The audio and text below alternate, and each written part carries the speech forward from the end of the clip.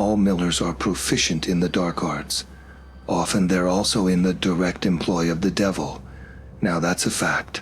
And if anyone tells you differently, they're either talking out of their ass or they're a miller themselves. Some millers only study black magic to ward off the water spirits and protect their mill and river from harmful influences. Others have sworn themselves to the beast entirely. That's why millers are dangerous folk. You can never tell with them. I knew all that, and it didn't stop me. I was younger, don't judge, or do. I don't really care.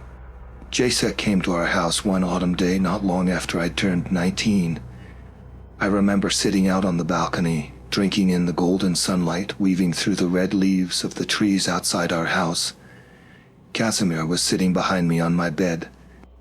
He always used to come into my room to watch TV as Mom wouldn't get him one of his own. I perked up when I saw a figure approaching from beyond the tree line. "Someone's coming," I announced to my brother. "Who?" he asked, not looking up. "Looks like someone from the woods." I leaned over the railing of the balcony, squinting to make out more of the stranger. 2 arms, 2 legs, 1 head, male. "Seems normal enough, though," I added. "Probably some new hire," Cass replied absently. "Maybe?" I leaned out just a little further, watching as the figure drew closer. Something told me he wasn't one of our employees. Just as the man started actually coming into view, he stopped in his tracks. My heart sank when he abruptly raised his head to meet my gaze. His stare was piercing, despite the distance between us. It sent a warm, pleasant chill up my spine. He stayed in place, gazing up at me. I tilted my head. He mirrored the movement. That's when my mother burst through the front door, grabbing the stranger by the arm and starting to drag him inside. Wasting no time, I rushed down the stairs on my tiptoes, coming to a halt right outside the living room door. I could hear Mom talking excitedly on the other side. "Oh, Jackus, it's been so long, look at you." I have to confess I only learned how to spell that nickname much later. "I guess it's been a while." The young man cleared his throat. His voice was incredibly deep and husky, but somehow soft and pleasant at the same time. "It's nice to see you again, Mrs. Novak." "Likewise, sweetie. My, you've grown. Is your husband around?" "Nope. No need to worry about that old grouch. Have a seat." I glanced down at myself. Nope. New clothes, better clothes. I raced up the stairs again, ignoring my little brother's bewildered stare as I proceeded to tear my room apart for something nicer to wear. I found a cute little blouse with one hell of a cleavage and hastily pulled it on. Back downstairs, I took a deep breath, bracing myself as I nudged open the door. My mother was sitting at the dinner table, across from her the most stunning creature I'd ever seen. He wasn't conventionally attractive. His dark hair was frizzy, tousled, and unkempt, his skin pale and kind of veiny, but that man had eyes like an inkwell. He was lean as a whippet, but had surprisingly broad shoulders and visibly muscled arms. He looked over to me, regarding me with a blank stare I couldn't quite interpret. Then he tilted his head. I mirrored the movement. His mouth slowly began to curve into a smile. "Oh, hi, honey," my mother chirped. "Jackus, this is Fiona, my eldest. I've told you about her, remember?" When he rose to his feet, he stood at the exact same height as me. I briefly forgot how to walk and hopped over to shake his hand instead. He clasped it fast and with such eagerness that I nearly withdrew, but the touch itself was gentle and cautious. Somewhere in the distance, my mother explained, "Fiona, this is Jacek Hetman from the Black Gristmill. How come we haven't met before?" My question was directed at both my mother and the young man. Our families have actually been friends for generations. Jacek's father and I basically grew up together, and I've known Jacek since he was a little baby. They used to come over a lot, but when I married your dad, he kept on complaining about us getting together. I haven't seen Jackus for over a decade now. My mother let out a deep sigh, shaking her head at me. "Your dad is just riddled with fear. He didn't want any of you kids to associate with the Hetmans." "Shame," I said breathily. "So anyways, it's about time you kids met. Jackus lives all alone out there with his old man. It's about time he made friends with someone his age," my mother went on. Jacek leaned in very quickly to whisper in my ear, "Seriously, don't call me Jackus. I'm not a little boy anymore." I can see that, I assured him, smile widening as I took the opportunity to just very, very lightly stroke his thumb. He swallowed audibly.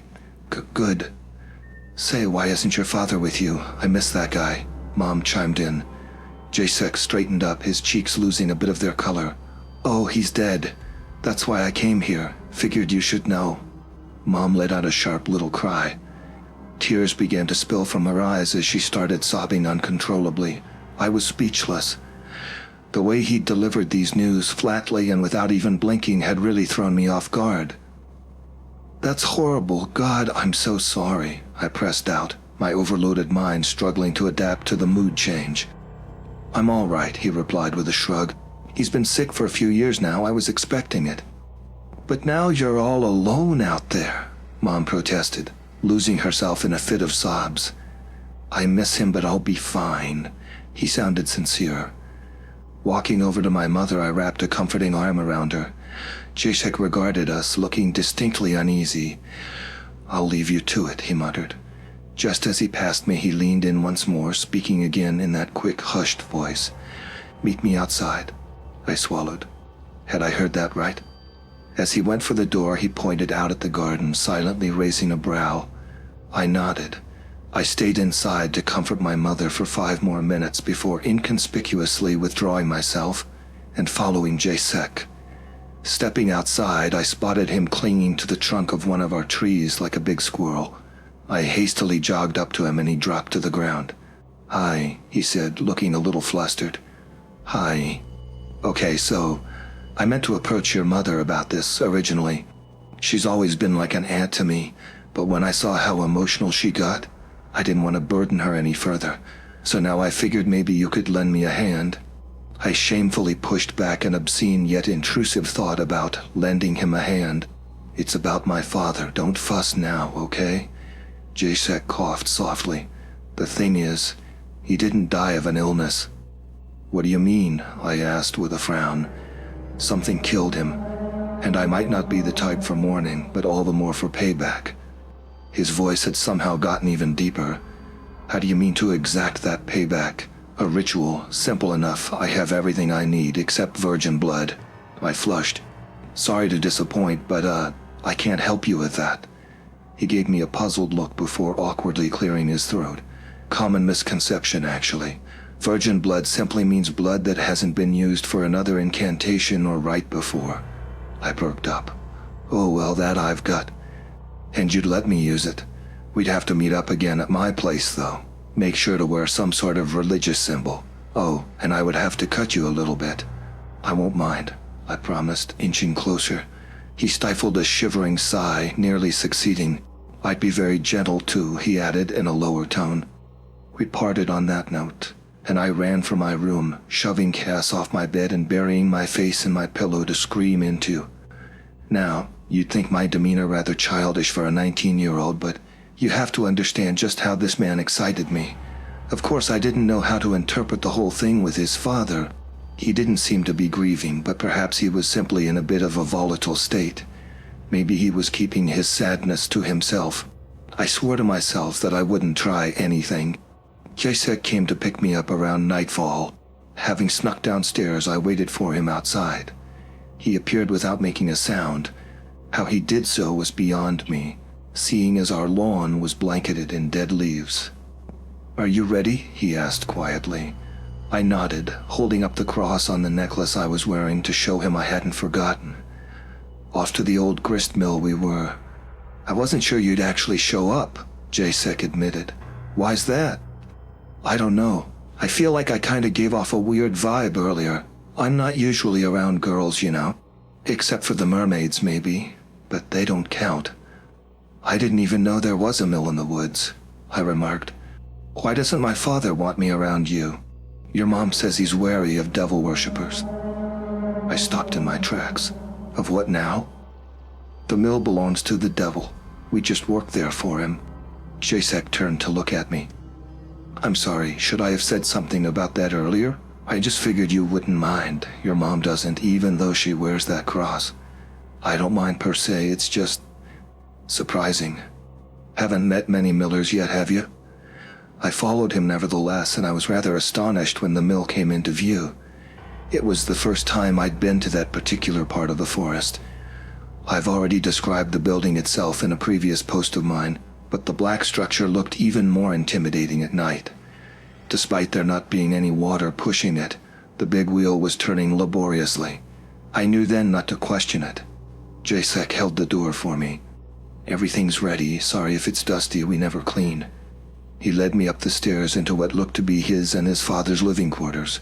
Everything was quite spartanic and untidy. A few lamps came flickering to light as I passed them to take a seat on the floor. It was only when the room was fully illuminated that I saw the chalk drawings beneath us. A big upside-down pentagram right in the center of the room, surrounded by a ton of symbols I didn't recognize. I watched as Jacek bent down to place a candle at each of the pentagram's tips, and finally one in the middle. I caught the box of matches he tossed me in midair and went about lighting them. After rummaging around in the back of the room, Jacek joined me on the floor holding up a dagger. I swallowed hard. "You're not gonna kill me with that thing though, right?" He instantly pressed a hand to his chest. "Cross my heart. You trust me?" Kinda feel like I shouldn't, but yeah. Jacek treated me to a fine smile as he scooted closer to me. "I'm just gonna take your hand there." Without further ado, he dragged the blade across my palm. It left a burning red line in its wake. I hissed, but altogether it wasn't so bad. "Quick, squeeze it out in the middle," Jacek instructed. "Over the candle."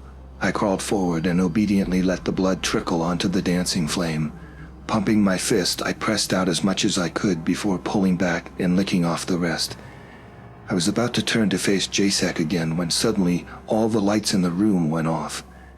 The 5 candles at the pentagram's tips flared up once and then died. The only flame remaining was the one in the middle, burning fiercer than ever in a deep crimson light. I let out a soft gasp, startling when I felt Jacek's hand on my shoulder.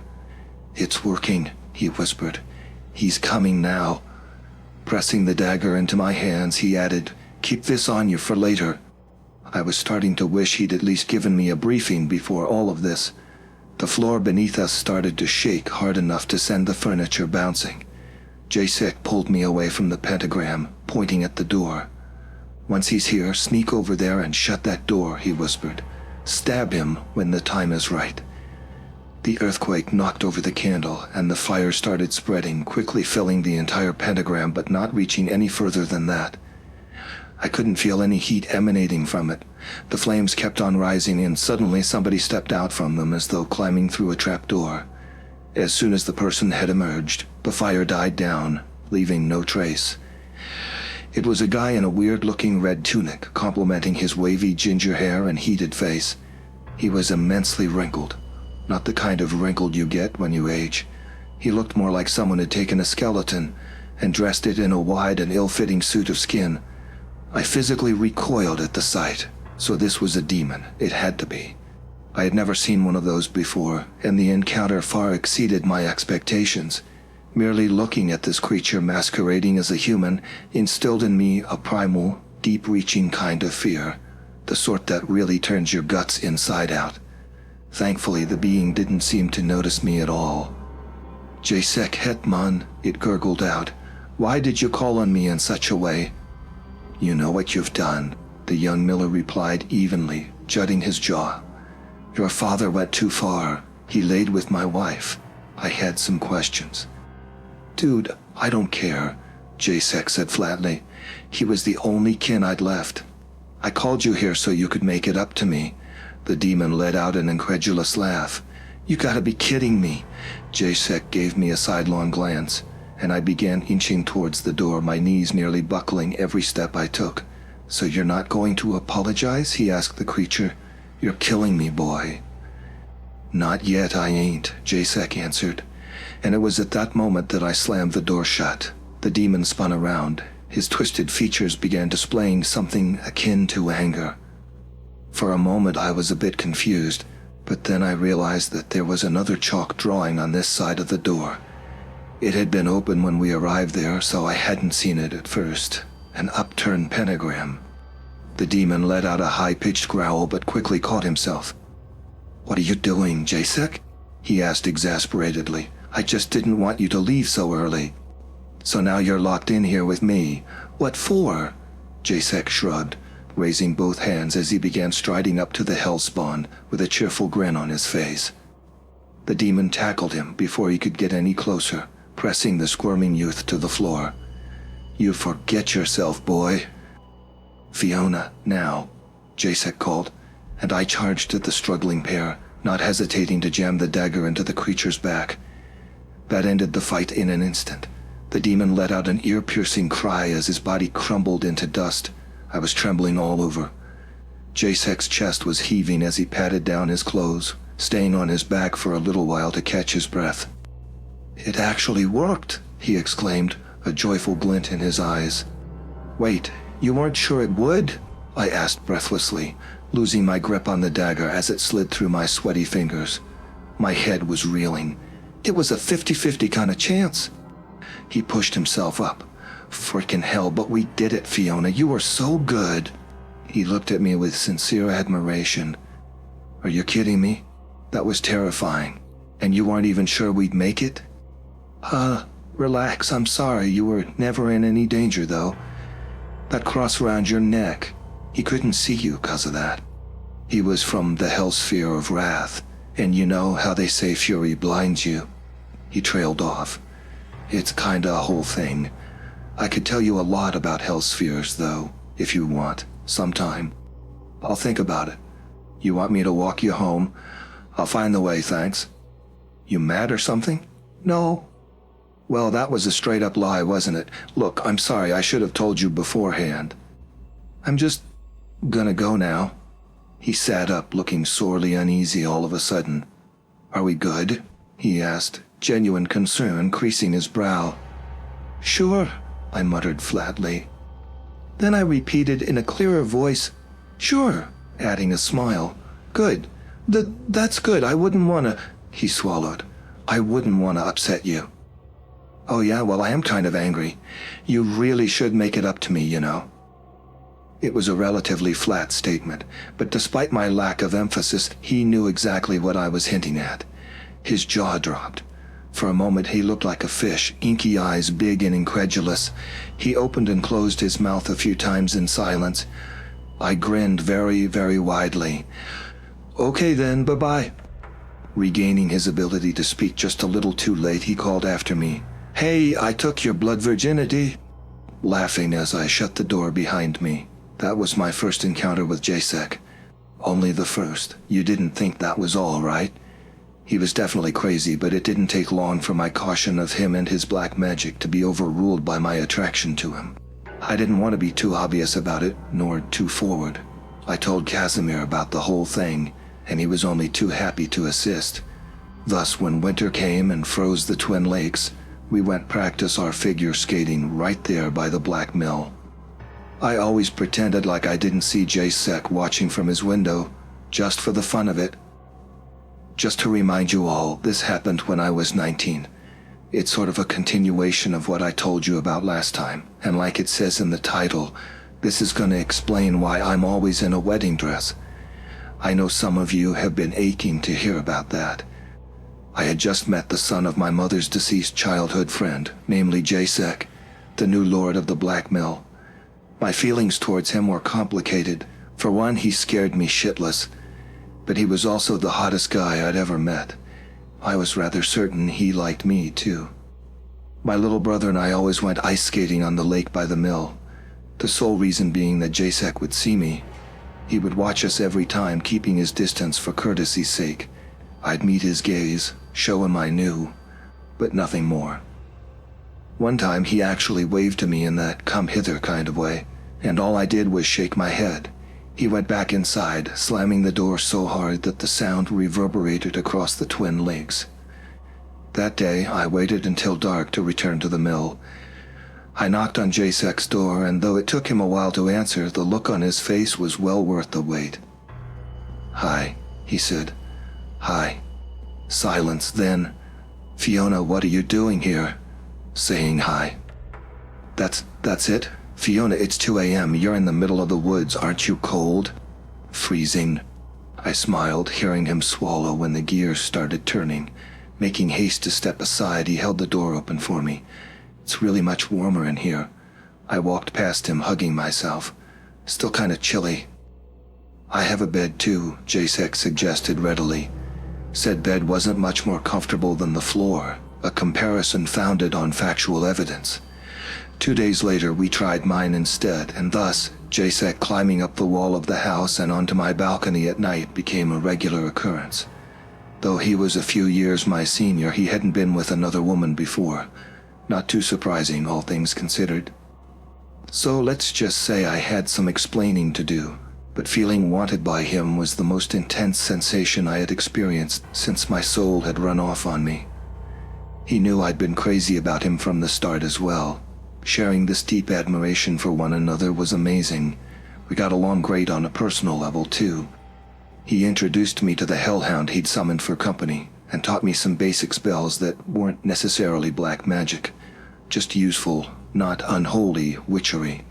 I'd read to him, not that he couldn't, he merely hated the eye strain, and take him out into town occasionally to show him the basics of modern human life. He was a bit of a pyromaniac, but I thought it was cool that he could light a fire using nothing but sticks and rocks. So crafty. In hindsight, he was really kinda perfect. I can't think of any man I'd ever respected or felt more attracted to, but something was missing. And of course things went wrong. I should have really seen it coming when he asked me to marry him. Jacek, we've known each other for 5 months. My parents knew each other for 3. What are you saying? Too soon for you? Yeah, way too soon. 3 months might have worked for them, but not me. Sorry. Okay, I hear you, I'll wait. He asked again 6 months later, and was absolutely bewildered when I still told him no. Honestly, how long do you want to wait? I'm not sure, I'm just not there yet, you know. It's been close to a year. Exactly, not even a full 12 months. Jacek threw his arms up. Fine, I'll wait another year for pity's sake. Now, I thought there wouldn't be another year. He was just asking for too much too fast, and besides, I hadn't even thought of the implications of such a marriage, and I refused to. I didn't love Jacek. I wasn't sure I could really love anybody. Too much of me was missing for such a strong emotion. I never told him that, but he never asked either, and I understood soon enough that he simply took it for granted. He figured that since we were sleeping together, that had to mean I loved him and would marry him someday. He wasn't at fault for thinking that way. Our concepts of love were simply worlds apart. The problem was that I could never bring myself to inform him of that. Being with him made me feel good, and I pushed back the thoughts of our inevitable breakup, procrastinating for my own sake while he kept growing more and more attached. I tried to delude myself into believing that he didn't actually want to marry me. How would that even work? My family had no idea we were an item. He lived in a haunted mill in what was still my parents' land, and who the hell would even wed us? The devil?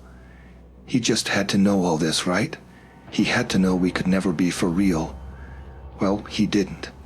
I found out about that when he asked me again 2 years later. I couldn't take it anymore. I knew I was stringing him along and that I had been doing so for far too long. It was wintertime again, and we'd been on a scenic little walk around the Twin Lakes, careful to avoid the guards on their rounds. About that, I began hesitantly. I don't think we can really go into that direction. Jacek stopped in his tracks. Elaborate. You don't actually see this going anywhere, do you? I mean, we can't get married. It's just not an option. His brows furrowed. It would be, if you wanted to. Then I guess I don't, I said meekly, my throat bone dry. Why? His voice was the same monotonous, flat bass he'd used when talking about the loss of his father. Did you never stop to think about it all? Wouldn't have asked you thrice if I didn't. Yes, but I mean the big picture, I stammered, fumbling for words. It'd be kinda complicated, no? Most good things are. Mom and Dad had their own problems, but they were happy. We're not your mom and dad, though, I argued. I don't want to stay in these woods forever. I know my mother wants me to, but I'm gonna leave this shit behind someday. Not anytime soon, but someday. Yeah, so I'd come with you. You've literally sworn yourself to the devil? Exactly. I've got amazing outside connections. "Jacek, no, there's just no way. I don't get you," he said blankly. "What did I do wrong?" "Nothing. This is just out of your control." "Don't you love me?" he asked. I fell silent. I felt beyond cruel. My face was burning with shame, and something in my chest seemed to break. There was an actual physical sensation, a sting so painful I kind of wanted to check if there wasn't a knife sticking out of my body somewhere. "Don't you love me?" Jacek repeated, taking a step towards me. I very slightly shook my head.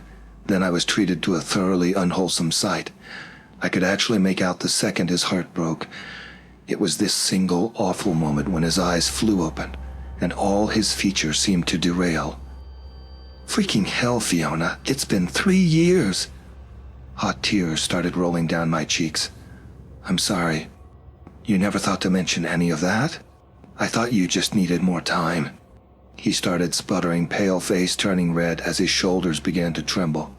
"Why the hell would you do that to me?" he howled, and I instinctively took a step back. "Please, calm down." "No, I won't calm the hell down. What were you thinking? Did you like it?" I listened in horror as his voice got deeper and deeper, slowly contorting into a warped, chill-inducing growl, as his face twisted into a grimace of wrath and pain. This wasn't the same man I'd walked alongside mere minutes ago. This was something else, and I didn't want to find out what. "Did you like playing me for a fool?" "Jacek, what's happening to you?" I pressed out. "You should know. You're doing it." I kept on stumbling backwards, trying to distance myself from him, but he kept on inching towards me, taking weirdly slow, wonky steps. His whole body was twitching like a distorted image on a glitching screen. My heart sank at the sound of bones cracking. His knees were slowly turning inside out, accompanied by the most awful noise I'd ever heard, a grinding crunch. Jacek's legs gave way beneath him and he dropped to the ground, curling up as he began to cough violently. The blood he threw up painted the pristine snow in the darkest shade of red I had ever seen. I was panicking, screaming at the top of my lungs. Caution thrown to the wind, I'd flung myself to the ground beside him, grabbing him, holding him, cradling him as he kept on spitting and wheezing. I tried to keep his head still as he kept bashing it into the ground in his frenzy, his eyes unnaturally wide and filled with mindless terror. Then all of a sudden it was over. Jacek let out one last long cry as his body seemed to violently stretch itself, stiffening like a board as his bones snapped back into place. For a moment he merely laid there on his back in the tossed-over, bloodied snow, his limbs slowly relaxing and his voice returning to normal as he slowly but surely managed to catch his breath. He opened his eyes to meet my gaze. The warmth had vanished from them completely, and the iciness left over sent chills down my spine. I recoiled, raising my hands to grouch my burning throat. My heart was still drumming wildly, my pulse racing in my ears. I was beyond dazed, the horror of the situation not relinquishing its grip on me. "What was that?" I finally breathed. Jacek pushed himself up onto his elbows, gazing up into the gray sky. "I'm sorry," he muttered absently. "My body works a little differently. I'm okay now." "I don't understand," I whispered. He slowly turned to face me, opening his jacket and peeling aside his shirt.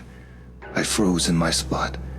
Cold dread crept into my core upon laying eyes on his chest. There was a hole, a big black oozing hole right where his heart was supposed to be. Blood was still dripping from the edges, framed by flayed skin and protruding bits of torn flesh. No, it was all I could say. "Jacek, I'm so sorry." He let out a soft little chuckle as he got to his feet. "Oh, you will be." He grabbed a fistful of the tainted red snow, and before I could react, he smeared it right across my face. "Stay seated, it's okay," he muttered. "This won't hurt a bit." An amused smile spread on his face as he knelt down in front of me and started piling fresh snow on my lap. I was still too shocked to move. I just stared at him in confusion before finally breaking out of my stupor and batting his hand away. He smirked. "Too late." "What?" "You made me real angry, you know, and I have to move on like this. He tapped his chest. "This isn't gonna heal anytime soon. It wouldn't be fair if you just got to go back to normal." "Oh, don't worry, you'll look so wonderful." "The hell are you talking about?" I brushed off the snow, staggering to my feet, only to realize that the gray coat I'd been wearing had turned into a long white skirt. Feeling the sting of the cold on my bare shoulders, I noticed that the only thing shielding my upper body from the elements was a thin layer of lace, my very first wedding dress. Jacek was doubling over with laughter. It echoed through the forest and then turned into loud shivering sobs and wails again as he started walking off, leaving me to stare and shudder. I never saw him again after that. It didn't take me long to figure out what exactly he had done to me. I couldn't wear normal clothes anymore. They would singe my skin like fire, and biting through the pain wasn't an option, for they would fall off by themselves if I kept them on for longer than a couple minutes. Since my only alternative was walking around in my underwear, I resigned myself and started buying up all kinds of bridal gowns. So that's why I hate talking about Jacek. Casimir loves that story. He thinks it's hilarious, but I don't like it nearly as much. Since I only told you about things that happened in the past in my last 2 posts, here's an update on what's currently going on. Yesterday, Casimir found a YouTube channel with a bunch of videos that are very obviously footage from my woods. There's a clip of a gaggle of rusalki, that gross-ass 2-headed bear that sometimes eats my trash and even the leshy stalking by. My brother is working on somehow taking them down. Meanwhile, I've been trying to find out where Jacek lives these days. I guess I could try and find another occultist, but I need someone reliable. And as much as I hate the thought of having to see him again, I know he's the only one I can trust. That's why I've been scouring social media once again, trying to find a trace of him. I went into this expecting not to come up with anything, but it seems that digitalization has reached even my axe. I found him on an obscure forum discussing black magic, because of course that's where he'd be. I wasn't sure it was him at first, but the username Captain Hyacinth kind of piqued my interest. He wrote the way he'd used to speak, his boyish humor always swinging along while still seeming more savvy than anyone else. He also claimed to be in the direct employ of the devil, so that checked out as well. The more I clicked through his post history, the more certain I became. Eventually, I decided to just create an account under the name of Your Forest Wife and shoot him a DM. With shaking fingers, I started typing. Jacek Hetman. The reply came surprisingly fast. GTF, who is this? Fiona Novak, any chance you remember me? Sorry for reaching out like this. I know it's been a long time and I get it if you don't want to talk to me, but hear me out, please. Maybe that had been too direct. I waited for him to text back for about 5 minutes, but nothing came. My heart was beating kind of quickly. I needed to get away from that screen. Cass, how's it going? I called out, hurrying over to my brother who was scrolling on his laptop. Pretty good, he muttered, not looking up. No one believes these videos are real anyways. I don't think we need to worry about them. I found Jacek. Casimir whipped his head up. No shit, for real? I nodded. Texted him. He's not answering though. Oh, he will. Give him some time. We don't have any time. And how are you so sure? He shrugged. I just know. You were his first girl. You don't forget someone like that. I frowned. Do you remember your first girlfriend? My brother laughed. Oh, hell no. Feeling a distinct need for fresh air, I headed outside. Maybe I was just going to have myself an outdoor day. A thick blanket of glittering snow was covering the red meadow as I stride across it, each step accompanied by a satisfying crunch. I hadn't taken a walk like that for a while. Just movement for me to relax, not to seek out some abandoned building or dump a body. I knew I couldn't run from my problems, but I wasn't running. I was only taking a break. I stopped to chat with Gus for a minute before proceeding into the frost-laden thicket. The wildlife in my forest, the actual wildlife, keeps mostly to itself. I already mentioned that there aren't any birds anymore, so any chirping you might hear in these parts means trouble. All the actual animals mostly stay in hiding due to the amount of superior predators around. There's the occasional rabbit or deer you might come across, as well as some squirrels and other smaller critters. Suddenly, the relative quiet and serenity was disturbed by a loud, drawn-out scream that immediately stopped me in my tracks. It sounded like an animal, an actual animal. In fact, I was pretty sure it was a deer. Now, a deer getting caught and gutted by one of the lake people or the forest spirits was no rare occurrence. Something was wrong about that cry, though. It wasn't like a dying bleat. It somehow sounded furious. I wasn't armed, but I started heading towards it anyways, figuring I'd just be sneaky. Ducking from bush to bush, I made my way over to where the noises had come from. I found it on a small clearing, a young buck, hopping around like he'd gone mad. It was a deeply unsettling sight, seeing it bash its head into the same tree trunk over and over again. I swore I could already hear his skull crack. Still, it started standing, throwing back its head as if it was trying to break its own neck. I felt like I was about to vomit. I could sense that I was witnessing something innately wrong, something beyond unholy. I thought feverishly I had to step in somehow. I didn't want this tormented creature to die in such a way, but try as I might, I could not come up with anything. I would have to make a run for it and tell Casimir. He'd know what to do, and if not, he was still a good enough shot to give the buck a mercy killing from a safe distance. Maybe afterwards we could examine it. The buck had something quite different in mind, though. Before I had even moved an inch, it had already spotted me behind the tree trunk where I'd been hiding. I could swear I hadn't made a single sound, but no matter how, the damn thing had its sights set on me now. I let out a startled shriek as it charged me, only managing to dodge by a hair's width. Now that it was closer, I noticed that there was something wrong with the buck's eyes. Those weren't the full, peaceful brown eyes of a deer. They were jittery, darting from side, and worse yet, they looked distinctly human. I couldn't believe what I was looking at. I kept on ducking and jumping as the freak deer took leap after leap towards me, unable to stifle the cries spilling from my lips. I tried to go back the direction I'd come from, but it was hard making progress with how this beast was chasing me. There was no doubt in my mind that it was attempting to kill me, and I was getting closer to reaching its goal every time it came at me. I realized in horror that I was starting to tire out. I wouldn't last at this rate. The deer got close again, close enough for me to feel its hot breath on my face.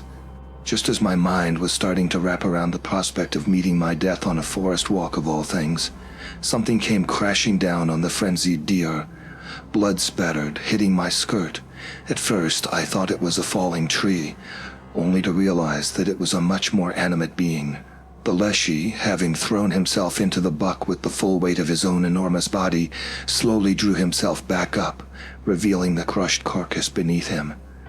"That would be the second time I've ruined a gown of yours, Eris," he growled out, clearly relishing the stunned panic in my wide eyes.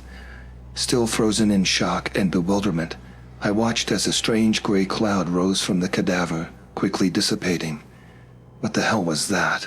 I sighed, shoulders dropping as I allowed myself to relax and catch my breath. "Biaz," the leshy grunted. I squinted.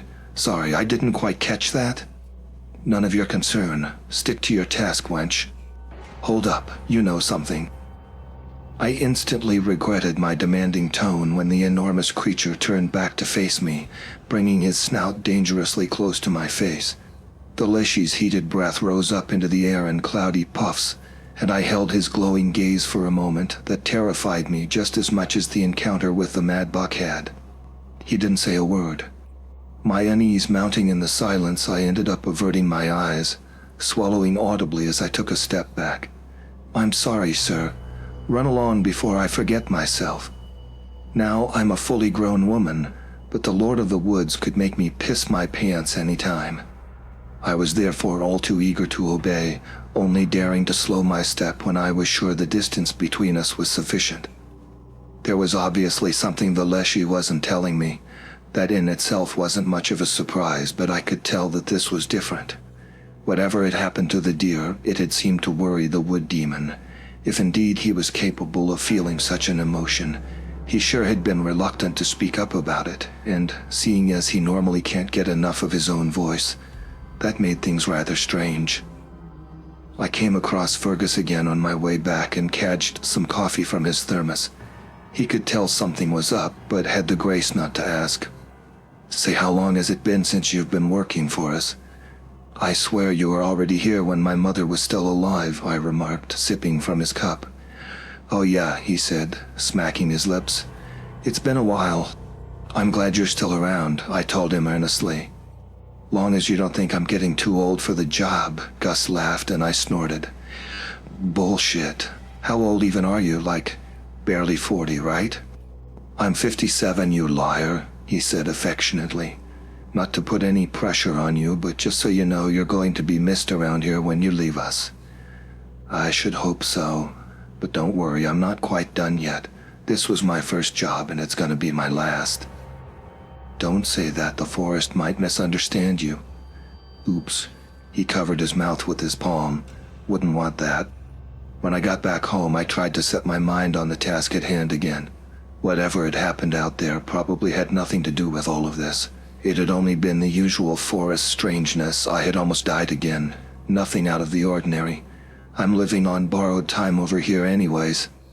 Still, when I laid eyes on my computer, my stomach immediately dropped again. I needed to know if Chasek had responded, but I didn't want to check. Why was this freaking me out so much? I willed myself to sit down in front of the black screen. Come on, come on, come on. I turned it on and several messages sprung up. My breath caught in my throat. I was almost too nervous to take in the words. Chasek had in fact answered me, 4 times in total. The first message had been deleted.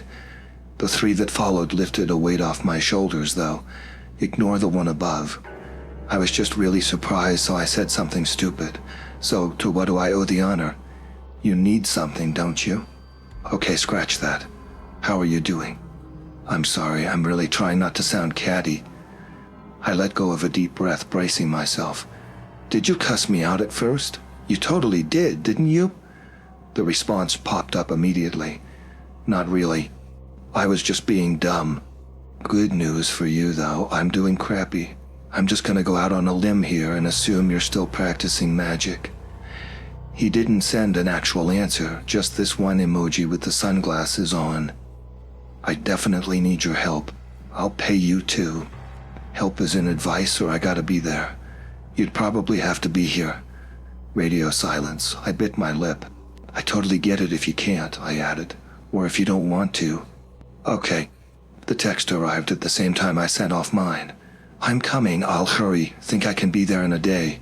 Call me if something goes very wrong in the meantime. Beneath the text was a phone number. So I guess now I'll hold still until Chasek gets here. I'm nervous and I don't know why. I know he's going to help me. He'll expect compensation, but that's okay. It'll be well worth the money. In the meantime, I'm going to try and look up what a BS is. I'm starting to have a feeling that I shouldn't take this lightly. Today started off really shitty and only got progressively worse. I had spent the night drifting in and out of a nightmare-plagued, uneasy kind of sleep. So I woke up with puffy, bloodshot eyes and all the beautiful complexion of a corpse. I tried saving what I could with a wash and some cream, but I still looked like I'd been floating bottom up in a lake for the last 6 hours. Of course, this also had to be the day Chasek Hetman arrived. Yes, I'm glad he's here. Yes, I know my appearance should be the least of my concern, but isn't it kind of natural not to want to present as a train wreck when meeting with your ex? I simply don't want to be the kind of person that makes you wonder why you ever liked them in the first place. Casimir and I were having breakfast when the doorbell rang. I froze up. That's probably him, my brother remarked with his mouth full of fried egg, pointing at the front door with his coffee mug. Probably, I said meekly, taking another sip of tea. Well, aren't you gonna let him in? Could you do it for me? Kaz grimaced. What? Fiona, answer the door. I bit my lip. I kinda don't want to. You're not seriously gonna hide behind me, are you? He came all this way. He's just your ex, not the Leshy. He might as well have been. I know, Kaz. Just, please. Oh, for crying out loud. Okay, but when we come in here, you will have pulled yourself together and face him like a normal person. I swear, I said solemnly. Casimir sighed, pushing himself to his feet and marching out into the hallway. My heart was pounding like there was no tomorrow. At the same time, I was painfully aware of the disconnect between my body and mind. Sometimes your soul being missing doesn't make your negative emotions duller, just worse and even more uncomfortable. I tensed upon hearing the muffled voices of the two men as my brother welcomed Jacek Hetman inside. "Hey man, how are you doing? Did you get here okay?" And there it was again, that goddamn stupidly thrilling voice. It had lost absolutely none of its charm. It was as deep and rough and husky as ever. "Yeah, thanks. I travel all the time, it's nothing." I rose to my feet, keeping my hand on the kitchen counter for support. Cass strode right back in, sitting down across from me once more to nurse his coffee, but the man following him stopped dead in the doorway. For a moment I just stared at him, and he stared back with those same inkwell eyes. They were about the only thing on him I recognized. Jacek had grown his hair out.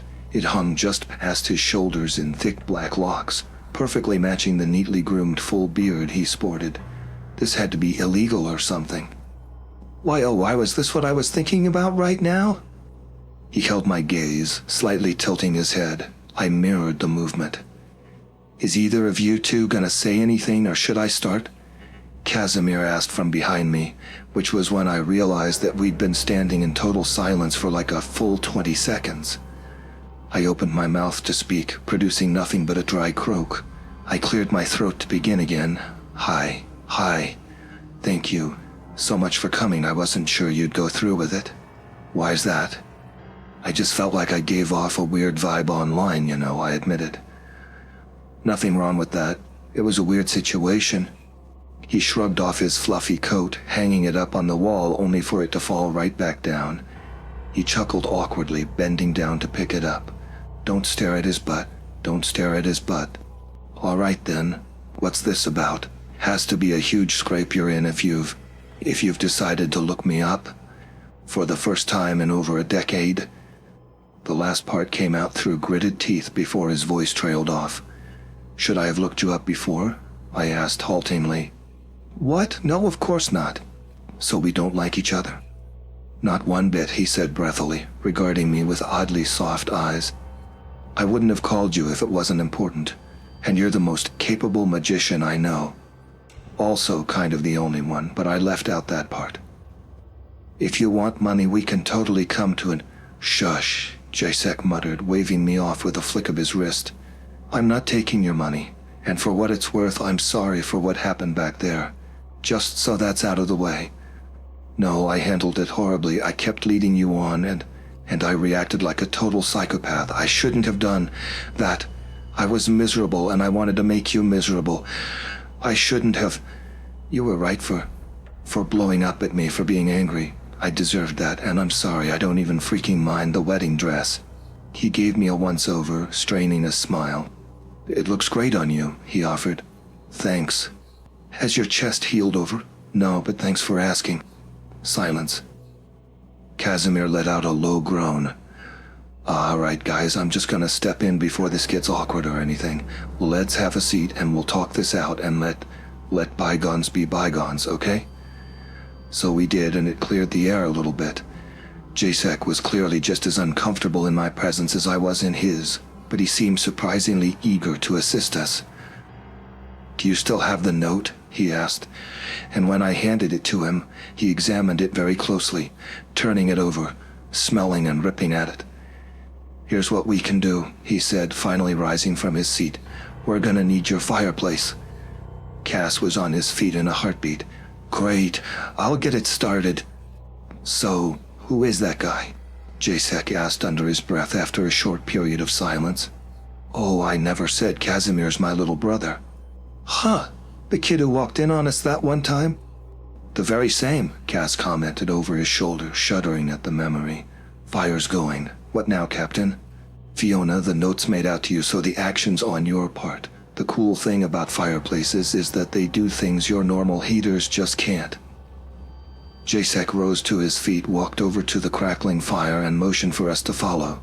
The flickering lights reflecting in his pitch-black eyes, he gave us a lazy grin before smacking his lips and hurling a ball of spit into the flames. They immediately burned up, roaring so loudly I shrunk back. It's okay, Jasek said, soothingly laughing. It's ready now. You've got to talk to it. First, tell it who you love the most in the world. I smiled hesitantly. Casimir Novak, I called into the fireplace. My brother let out a soft, cooing noise beside me. Now, who you hate the most, Jasek instructed. Wanna be internet cryptid hunters, I shouted. Jasek snorted. That's not gonna work. It wants names. Well, there isn't really anyone in particular, I argued. Just think of someone. There's gotta be someone. Joelle McKenna. From high school? Cass inquired. She was super mean. Don't worry, last time I heard she was doing crappy. Her husband divorced her because she was having an affair, and then the fling guy left her too. How do you know all that? I asked. I was the fling guy. Okay, people, focus, Jasek commanded. Now, the person you miss the most. Ania Novak, I said softly. Right, Ania, Jasek mumbled. Can we talk about that later? I never found out how she passed. I nodded and he handed me the note. Toss it in, he instructed. I did, and the flames roared again. This time, however, I found my own voice being thrown back at me. Tom Hayes, the fire uttered, sounding exactly like me. Then the flames collapsed into ashes, leaving the fireplace in total silence. Cold anger crept its way into my core, and I balled up my fist. Tom Hayes, Jasek repeated. There you have it. That's the one who wrote the note. That's one of my employees, I confirmed, nodding along. I guess it's good to know, but my hands are still tied. I want my soul back. About that. Why'd you never tell me you were soulless back when we were together? Could you have done something about it? Yes, and I gladly would have, so why not? I didn't respond, only buried my face in my hands. You didn't trust me, did you? You were afraid of me. Jasek's voice was flat and subdued. Can we move on from this, please? Jasek swallowed audibly. Okay, he said very, very quietly. Wait, no, I'm sorry. I know I messed up, I swear. It's okay, he repeated, and I spotted a muscle tensing in his jaw. So about Mom, I began, wishing desperately to change the topic. How'd you hear she passed? Friends, downstairs, you know.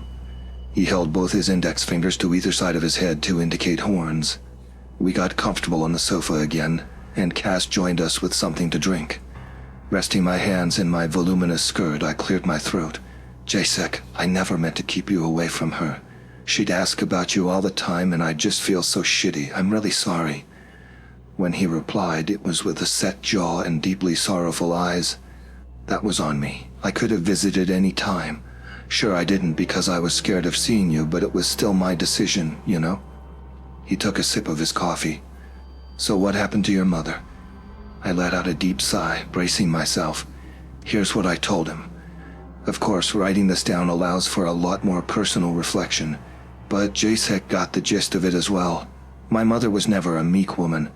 She had long since lost her sense of wonder at what the forest had to offer.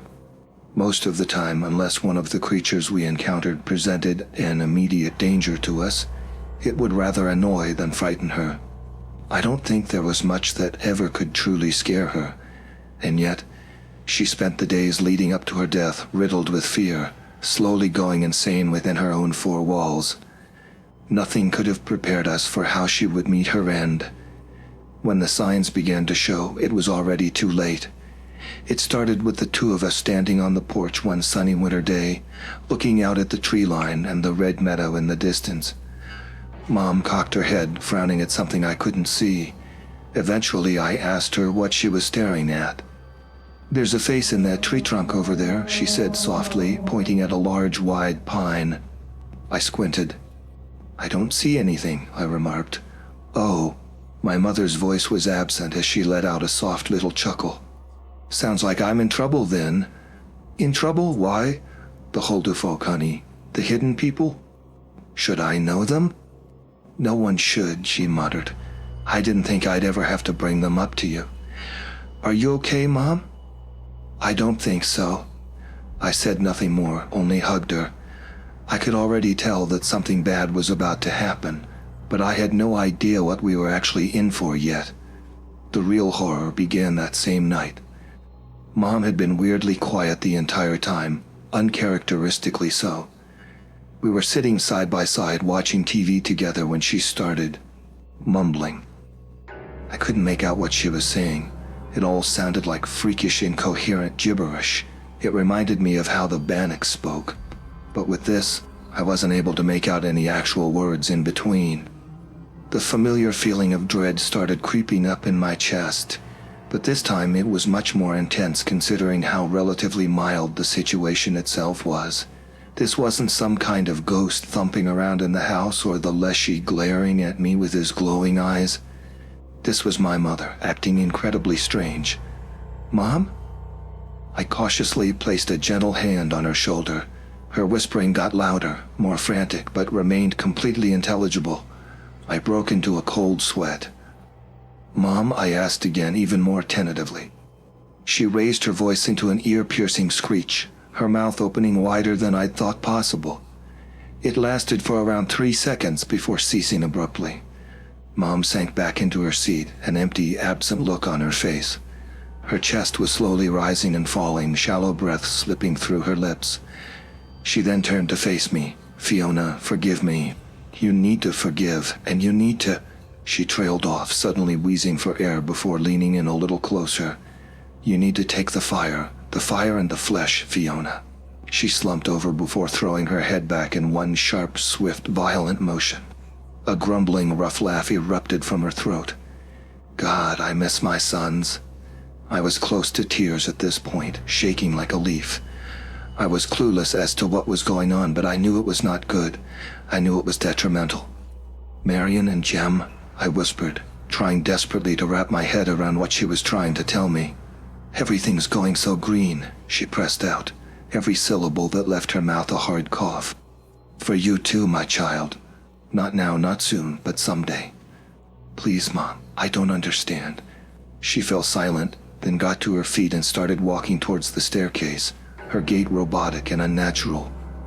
I immediately went to follow her, feeling a tad woozy upon rising. Dad was standing at the foot of the stairs, and she pushed him aside with astounding force, sending him screaming and tumbling onto his back. "Ania, what the hell?" he shouted, then turned to me. "What's going on?" I shook my head. I think he could see the panic in my eyes as I hurried after Mom, only to realize that she was heading for the bedroom. Why my parents still shared a sleeping space despite their obvious distaste for one another was beyond me. She slammed the door shut behind her, leaving me to stand in the hallway, gaping like the terrified idiot that I was. The only thought that was of any comfort to me was that perhaps she'd be back to normal in the morning. Quite the opposite turned out to be the case. After a night of uneasy sleep, I went downstairs, expecting to be the first one awake. The second I reached the foot of the stairs, I was hit by a wall of stench. I could hear flies buzzing somewhere in the kitchen. It was loud, really loud. There had to be a whole swarm of them. Why were they here? How had they gotten in? Pinching my nose, I proceeded into the living room, step by cautious step. My wobbly legs carried me closer and closer towards the kitchen. I stopped in my tracks upon laying eyes on the long table, or rather what was on top of it. There, lying smack in the middle, was a doe's carcass. Bones were jutting out of its flesh in places, and its limbs were twisted, sticking out at weird angles. The flies had already gathered on nearly every inch of the body. Plates had been set up all around the cadaver, along with cups and cutlery. At the top of the table, reclining in her chair, was my mother. In her hand, she was cradling a glass of what I dearly hoped to be wine. She turned her head to face me, her features a stiff, unreadable mask. "Some breakfast, honey?" Taking in the sick display my mother had greeted me with, I was unable to contain my terror. The way the slaughtered doe's glazed eyes looked up at me, my mother's completely vapid stare as penetrating as it was numb while she kept nursing that freaking wine glass. It was too much. I doubled over and emptied my stomach onto the floor. What had become of my mother? I had this feeling of disconnect again, like my body wasn't mine to control. My soul's absence was making itself painfully noticeable in my state of distress. Nevertheless, I found my fingers trembling as beads of cold sweat ran down my skin. My guts were still churning, and I was whimpering like a dying cat. "Mom?" I pressed out, tears rolling down my cheeks. Please, I want my mom back. I don't know why that was the only thing I could think to say, but my mind was in another place entirely. The carnage didn't matter anymore. The buzzing noises didn't matter anymore. All that mattered was my mother. Just to remind you, I was in my mid-20s when this happened, but my fear for my mother was reducing me to a much more vulnerable state. I felt like a kid again, and I was just about ready to pee my pants, but I had to pull myself together. I took a cautious step towards the familiar woman who was sitting there, unmoved in a bloodbath of her own creation. I extended my hand to her. Mom, let's go upstairs. Let's go lie down. But I just slept the whole night long. I think it hasn't been quite enough, I pressed out, trying to hide the tremor in my voice. If you say so. Mom rose from her seat. But remember, you're a part of him and he's a part of you. Who? Ignoring my question, she latched onto my arm. He has a deep, deep lust for you, Fiona. But don't be afraid, it's the same lust he feels for everyone and everything, because we're all part of him, you know. I don't understand, I muttered, voice brittle. I had a feeling she was trying to tell me something of actual relevance, but whatever madness had taken hold of her didn't let her. It'll be over soon. He never needed me, but he's getting old, and so vulnerable. He'll need you, and you need him. She paused to take a long, wheezing breath. His love is lust, and his lust turns into hunger, and he keeps confusing the three. What are you talking about? Oh, it'll be over soon, honey. Don't worry so much. I'm sorry for the mess. She let out another sigh as I guided her into her bedroom and allowed her to gently lower herself down on the mattress beside Dad. He had already sat up and was regarding us in bewilderment, but I motioned for him to stay quiet. I do so miss my little boys. And the one with the fire in his throat, I miss that one too. I swallowed audibly as I reached for the blanket to tuck her in. She looked so tiny all of a sudden. I love you, Fiona. Mom closed her eyes, grasping my hand in hers. This is the hard part, she whispered. Her head hit the pillow and she drifted off to sleep in an instant. My father and I exchanged stupefied glances. You don't want to see what happened downstairs, I informed him. I've got to go clean up. Keep the others up here until I've given you the green light. We need to talk about getting her admitted later. We'll have to call a doctor or something, I don't know. I started trudging down the stairs. Our house had gotten very empty over the last couple years. Jem had already left us a long time ago. Cass had launched his career and moved out a couple years prior, so my sisters were the only kids who still stayed at our place aside from myself. For as long as I can remember, it had been set in stone that I would be the one to inherit the land. I think my mother had known that from the moment she popped me out, and she'd started making her expectations very clear to me in my early 20s. Honestly, part of me had already known there was no escape for me, no life outside the forest. I spent many years in denial about that. By the time this happened, though, I knew my place. I knew it would always be me who'd have to deal with the bloody shit.